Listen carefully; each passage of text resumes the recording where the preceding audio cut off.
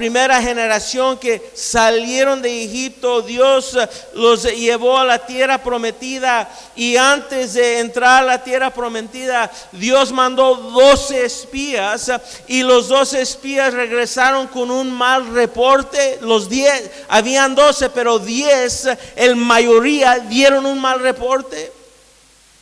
¿Y qué es lo que pasó? Como un virus, ese reporte afectó el primer generación que Dios les iba a traer. La promesa era para ellos, pero no entraron por incredulidad de 10 que empezaron a dar un mal reporte. Números 13:32, hermana, disculpa, no del versículo. Así que difundieron este mal rumor sobre la tierra entre los israelitas. La tierra que recorrimos y exploramos devorará a cualquiera que vaya a vivir ahí. Toda la gente que vimos era enorme. Y ese reporte empezó como un virus con contaminar a todos que oyeron. ¿Y qué es lo que leemos? Muy triste, esa primera generación no entraron. Jesús limita su poder según la disposición de la aldea a creer. Leemos esto en la escritura, Marcos 6:5. Él, debido a su incredulidad, y no pudo hacer ningún milagro entre ellos excepto imponer las manos sobre algunos enfermos y sanarlos. Entonces Dios toma una decisión de responder a la fe de la gente. Es una decisión que Dios hace. Yo voy a responder a la fe de la gente. En nuestro texto vemos niveles de lo sobrenatural. Del principio del avivamiento, Dios estaba moviendo en lo sobrenatural poderosamente, había milagros. Pero leemos al fin, distintamente la palabra de Dios nos dice que nomás pudo poner sus manos sobre unos enfermos. Empezó con milagros y al fin dice nomás unos cuantos enfermos. Entonces el texto nos enseña que hay niveles de lo sobrenatural que Dios quiere hacer. Pero depende en la fe de la gente, es cómo Dios va a mover. ¿Cuántos saben que Dios escoge, Dios hace una decisión? Y esa decisión es: yo voy a compartir, yo voy a mover con el hombre. Entonces en el texto Dios quería hacer, lo que nos quiere decir el texto es: Dios quería hacer cosas más grandes, pero la mayoría de gente no creían. Entonces eso limitó. Dios hizo una decisión: yo voy a mover y responder a la fe, y si no quieren más, pues voy a limitarme a eso, en acuerdo a tu fe. Aleluya. En otras palabras, Jesús quiere hacer cosas mayores, pero no quisieron. Entonces quiero ver, número 2, ¿por qué la incredulidad? La incredulidad, la incredulidad está relacionada con una razón. No nomás es uno no nomás dice yo no voy a creer, pero hay una razón para la incredulidad. En nuestro texto, ¿qué es lo que aprendemos? ¿Por qué escogieron? ¿Por qué eligieron a no creer a Dios? En nuestro texto era la envidia y el orgullo. Marcos 6:3. Entonces se burlaron: es solo un carpintero, hijo de María y hermano de Santiago, José, Judas y Simón, y sus hermanas viven aquí mismo entre nosotros. y se sintieron profundamente ofendidos y se negaron a creer en Él. Piénsalo. Muchas veces hay muchas razones. Una razón para no creer es temor. Pero en este texto, ellos eligieron a no creer porque tenían envidia. ¿Quién es este carpintero? ¿Quién es? Imagínate, qué feo esta forma de pensar. Cuando hay alguien entre ustedes que Dios empieza a levantar y usar, y los demás hacen una decisión a resistir porque están ofendidos. ¿Quién es ese hermano para hacer algo para Dios? ¿Quién es esa hermana? Y nos ofendemos. La envidia, Pastor Greg Mitchell dice, la envidia es, me duele a ver otra persona bendecido. Y hermanos, tenemos que tener cuidado porque esto puede matar un movimiento de Dios. Dios empieza a poner su mano sobre alguien. En este caso es su propio hijo. El Hijo de Dios. Dios está levantando a su Hijo para ministrar y traer salvación al mundo. Y miramos esta forma de pensar. Escogieron a resistir lo que Dios quería hacer. El propio vasija de salvación. Y resistieron porque su forma de pensar es: no quiero que alguien más avance.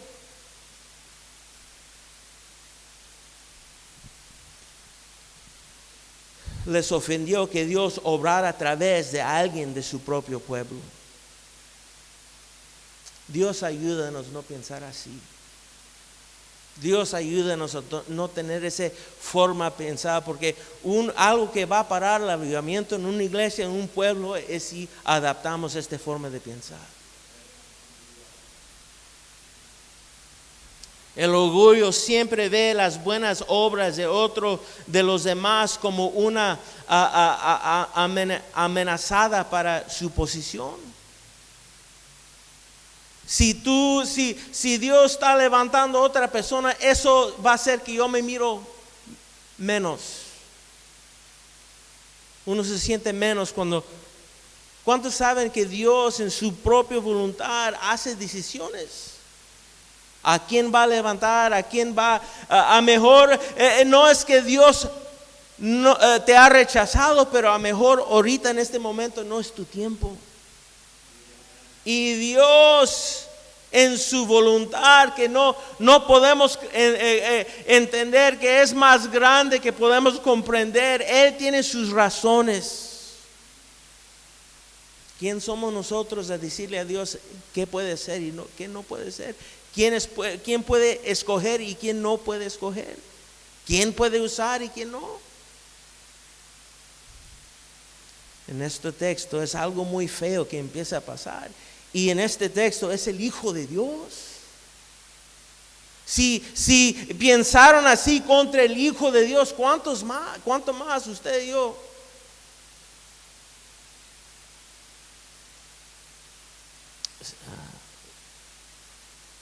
Necesitamos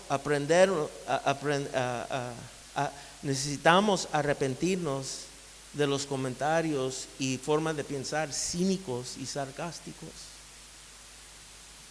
Una señal de esto es que no podemos resistir de hacer declaraciones. No puedes resistir, tienes que decir algo. Y ese algo, el raíz de eso es envidia, orgullo, y eso mata el Espíritu de Dios que quiere mover en la iglesia. Cuídate, hermano. Mira, muchas veces en veces lo que el Espíritu Santo ha tratado de mí, ni ha salido de mi boca, pero mi corazón empieza a hablar. Y muchas veces ni salen las palabras de mi boca, pero el Espíritu Santo dice: Zenos, ¿por qué estás pensando así?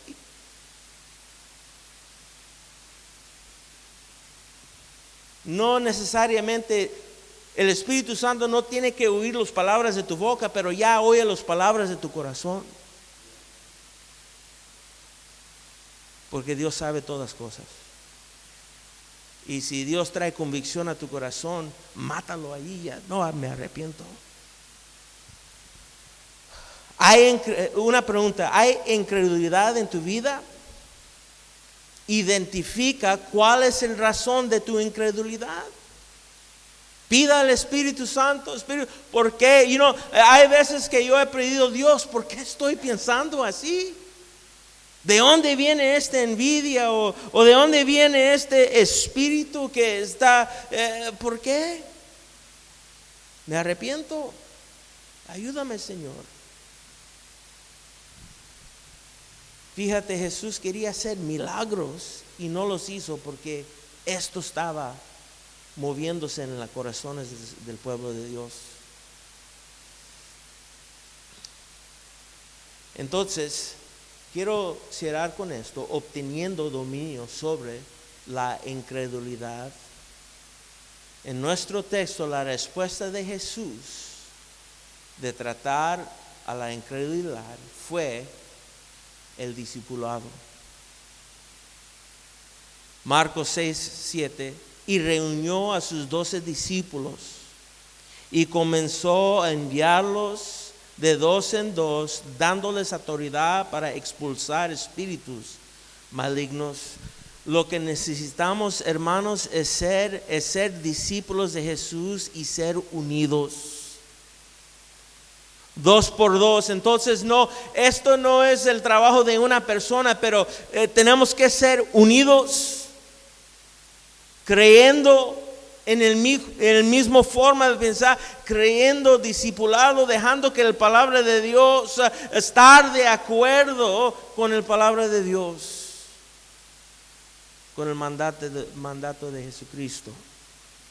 Preparó 12. Y estos 12, y gracias de Dios que estos 12 sí creyeron y sí estaban de acuerdo y no les importaba. Y mira, vamos a ir juntos y vamos a hacer algo para Dios. Pero también los 12 tenían sus... ¿Cuántos recuerdan que antes de morir Jesús estaban discutiendo quién iba a ser el más grande? Aunque ellos tenían sus... Pero Jesús les dio la palabra. Y gracias a Dios, la razón que digo esto, hermanos y hermanas, tenemos que ser unidos. El promoción de un hermano es el promoción de todos. El promoción de una hermana es el promoción de todos. Cuando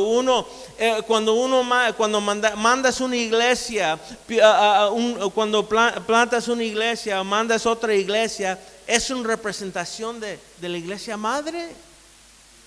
Cuando Dios levanta parejas en la iglesia, eso representa el grupo. Es una extensión de la iglesia. Estos discípulos, Jesús les dio autoridad y estos discípulos iban a ser una extensión de Jesús.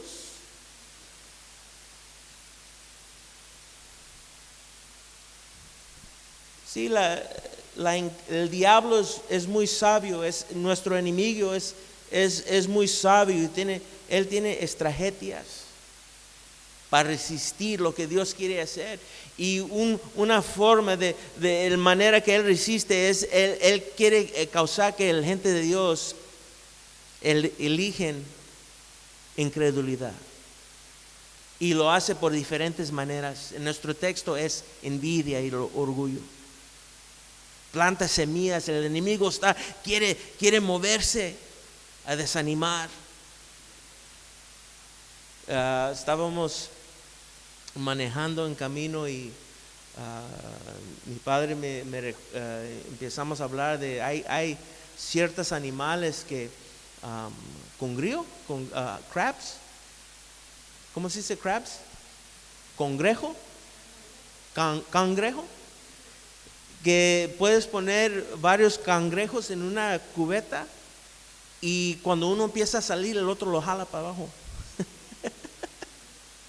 Eso no debe de ser la iglesia. La iglesia debe ser, mira, salte, haz la voluntad de Dios. Así es el discipulado. No, mira, vete, hermano, te mandamos, Dios te bendiga. Y no vuelvas, aleluya. Si vuelvas con un buen reporte, aleluya. Esto es el enemigo de plantar iglesias. Este es el enemigo de la visión que tenemos. Y este es el enemigo de los milagros. Mira, la victoria de uno es la victoria de todos. Debemos de pensar así. Dios, si lo puede ser para esa persona, lo puede ser para mí. No debes de estar triste o enojado, o no te debe doler cuando un hermano o hermana Dios los bendice, porque eso quiere decir que Dios también puede bendecir a usted. Animar, creer, soportar nuestros hermanos y hermanas, y en ese espíritu Dios sí va a mover, amén. Si la mayoría resisten, el pueblo de Dios resistieron y Dios no podía hacer grandes milagros, ¿cuánto más una iglesia como ustedes que están unidos en fe? Dios, yo creo, pero creemos. Dios puede hacer unas cosas maravillosas y Dios los está haciendo y quiere. ¿Cuántos saben que Dios tiene más para ustedes? Aleluya. Esto no es el fin de lo que tú miras aquí, no es el fin de lo que Dios, el deseo de Dios para esta congregación. Pero Dios quiere que creemos juntos. Aleluya. Y elegimos a creer. Hay que orar, hay que inclinar nuestras cabezas y cerrar nuestros ojos.